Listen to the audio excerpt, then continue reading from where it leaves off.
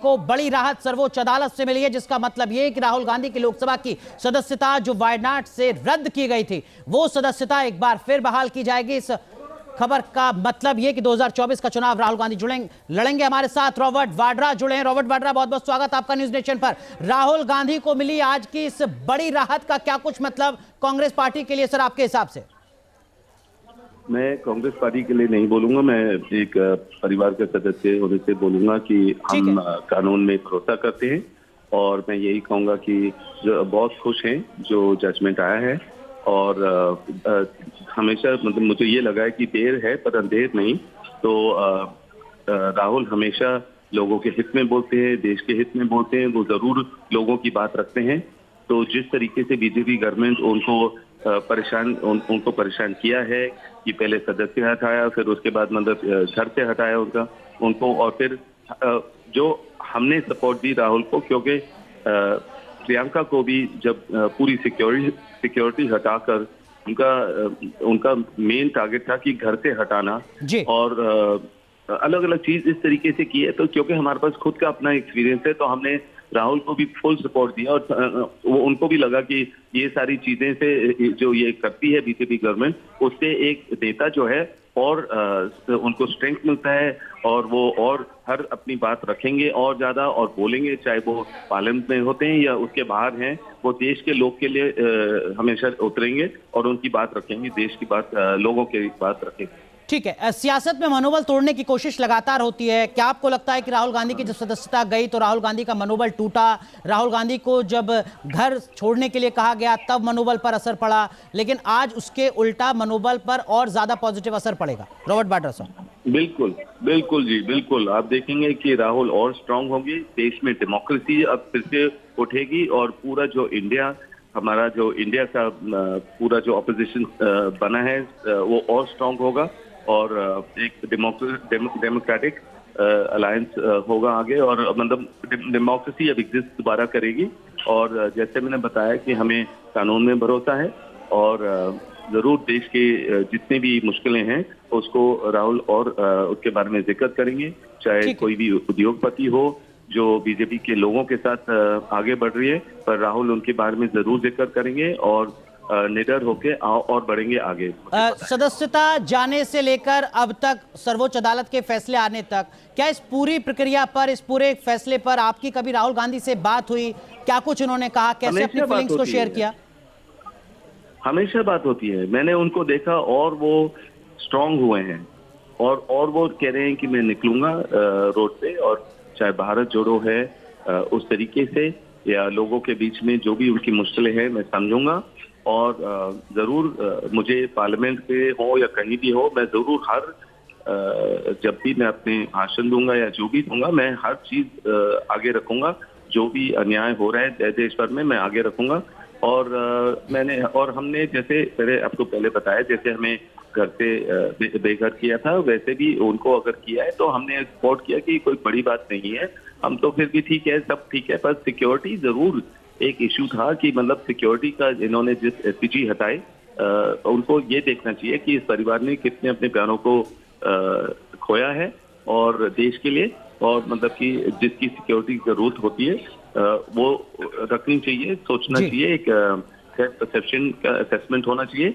और पर उनका ये था कि उनको बेघर करो और उनको जितने परेशान कर सकते हो करो कि फिर वो आगे अपना कोई भी कुछ भी बात रख ना पाएंगे वो। पर हमें तो इससे क्या गांधी परिवार टूट गया है या इससे गांधी परिवार और ज्यादा मजबूत हुआ है? रॉबर्ट वाड्रा साहब। मजबूत मैं जरूर बोलूंगा, क्योंकि हम 10 साल से मैं तो खुद ही झेल रहा हूँ और मेरे को तो और मजबूती मिली है और मैं कोई डरा नहीं हूँ और जब मैंने कोई गलती नहीं किया तो फिर मतलब कि मैं खाली मजबूत हुआ हूँ और मैंने भी राहुल को सपोर्ट करके उनको भी मजबूत किया इस समय में और जरूर वो आगे और स्ट्रेंथ से बढ़ेंगे और ऑपोजिशन को स्ट्रांग करेंगे और जो डेमोक्रेसी होनी चाहिए, जो तरीका होना चाहिए हमारे देश भर में, वो राहुल देखेंगे कि हो और अब पार्लियामेंट में दोबारा होंगे। हम ठीक है, लेकिन रॉबर्ट वाड्रा साहब, कुछ लोग कहते हैं कि देखिए ये तो अदालत का फैसला था, अदालत के फैसले के बाद लोकसभा सेक्रेटरीट ने उस प्रोसेस को फॉलो किया जो करना था, इसमें सरकार या पॉलिटिकल पार्टी के तौर पर बीजेपी कहां आ गई? अदालत और सचिवालय ने काम किया अपना। अरे ये चीजें जो है पूरा देश जानता है, मैं खुद नहीं कह रहा हूँ, देश को पता है कि अभी जो माहौल है ना वो हमारे देश को प्रगति नहीं लाएगी। वो जितने भी यहाँ उद्योगपति हैं, ये जो भी हैं, आप सेंसस देख लो, मतलब 20-30 हजार लोग तो छोड़ के चले हैं देश, क्योंकि यहाँ काम करना ही मुश्किल है। और हर छोटी चीज के लिए तो हर एजेंसी का दुरुपयोग होता है, और कानून का कभी मतलब समय मतलब जो भी है सब दो राय है, मतलब कि लोगों को पक्का विश्वास अंधविश्वास नहीं है कि यहाँ डेमोक्रेटिक गवर्नमेंट होगा, चल रहा है। उनको लग रहा है जो भी फैसला होता है वो बीजेपी के द्वारा होता है। तो यही है, मैं खुश हूँ इस बारी कि कानून ने सही जजमेंट दी, और जो नेता है उनको उनकी जगह में वापस आने की एक चांस दिया है, जिससे मतलब कि वो और ऑपोजिशन को स्ट्रांग करें और लोगों की बात रखें। बिल्कुल, आपने शुरुआत में कहा कि आप पॉलिटिकल कांग्रेस पार्टी की तरफ से जवाब नहीं देंगे, लेकिन फिर भी 2024 की जो चुनावी लड़ाई है सर, उसमें आपको लगता है कि राहुल गांधी और उनके जो वर्कर्स हैं, उनके जो फॉलोअर्स हैं, उनके मनोबल पर बहुत ज्यादा पॉजिटिव असर पड़ेगा इस फैसले से? बहुत लोगों में कानून में और भरोसा होगा। अगर एजेंसियां भी की दुरुपयोग ना हो तो उसमें भी भरोसा होगा। और एक जरूर राहुल को इससे जो भी है हर चीज साफ हो गई है और जजमेंट सही मिला है, तो वो पार्लियामेंट में होंगे और अपनी बात रखेंगे। एक इंडिया अलायंस बना है जिससे राहुल को सपोर्ट और मिलेगा, और इंडिया अलायंस को आगे स्ट्रेंथ मिलेगी। और सबसे जरूरी, अब एक डेमोक्रेटिक गवर्नमेंट बन सकता है आगे 24 में। और मुझे लग रहा है कि जिस तरीके का भेदभाव की राजनीति हो रही है, या मतलब एजेंसियों का दुरुपयोग, या जिस तरीके से भी ये गवर्नमेंट अपने ये देश चला रही है, उसमें बदलाव जरूर आएगा। और ये एक पहला कदम है जो आगे के बदलाव के लिए। चलिए, बहुत बहुत शुक्रिया रॉबर्ट वाड्रा साहब हमारे साथ जुड़ने के लिए। उन्होंने बताया कि किस तरीके की स्थिति रही मनोबल के स्तर पर जब फैसला आया राहुल गांधी के खिलाफ, और अब किस तरीके की तस्वीर उनको नजर आती है जब राहुल गांधी के पक्ष में फैसला आया है सर्वोच्च अदालत से। हमारे दो सहयोगी लगातार हमारे साथ बने हुए हैं, मोहितराज दुबे जो लगातार कांग्रेस पार्टी को कवर करते हैं, अवनीश चौधरी जो सुप्रीम कोर्ट से हर एक अपडेट आप तक पहुंचा रहे हैं। मोहित, जो बात अवनीश ने बताई सर्वोच्च अदालत के हवाले से, जिसमें सुप्रीम कोर्ट ने ऑब्जर्व किया कि पब्लिक स्पेस में, पब्लिक लाइफ में इस तरीके के विवादित बयान देने से बचें, क्या हम उम्मीद करें कि राहुल गांधी इसको एक सबक के तौर पर लेंगे? क्योंकि राहुल गांधी तो लगातार ये कहते रहे कि मैं माफी नहीं मांगूंगा, मैं झुकूंगा नहीं, लेकिन अब अदालत की ऑब्जर्वेशन का पालन करेंगे राहुल गांधी?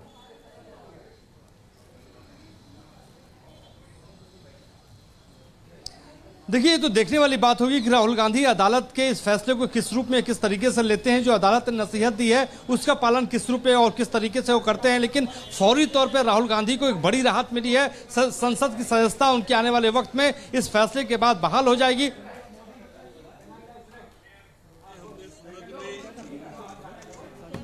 ट्रायल कोर्ट में 2013 में ही हमने याचिका फाइल की थी।